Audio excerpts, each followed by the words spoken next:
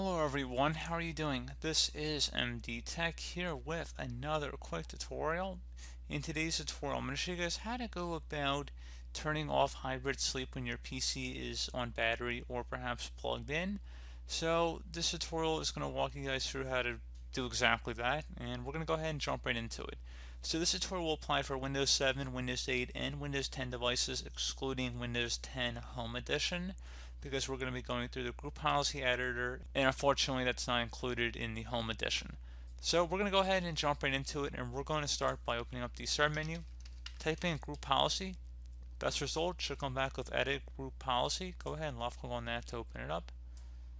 So I'm going to go make this window a little wider here, and underneath computer configuration, you want to go select administrative templates, so double click on that folder. Don't do the one underneath user configuration. I'll actually just collapse that just so there's no confusion.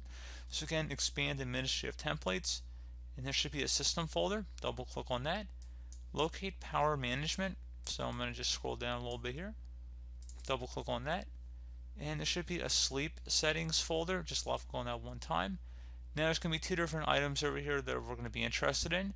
Turn off hybrid sleep plugged in, and turn off hybrid sleep on battery. So let's just start with the first one here, and it will work the same way. Both of them will work the same way, whatever you want to do, whether it's plugged in or on battery. So if we want to disable this, we're going to select enable. So by turning off hybrid sleep, we have to enable this feature. Select apply and OK. Again, you do the same thing for if it was on battery powered, and if you wanted to revert it back to default, you can just set it to not configured and then apply and OK. So again, very straightforward process here, guys. We need to restart your computer for it to take effect, and that would be about it. So as always, thank you guys for watching this brief tutorial. I do hope that I was able to help you out, and I do look forward to catching you all in the next tutorial. Goodbye.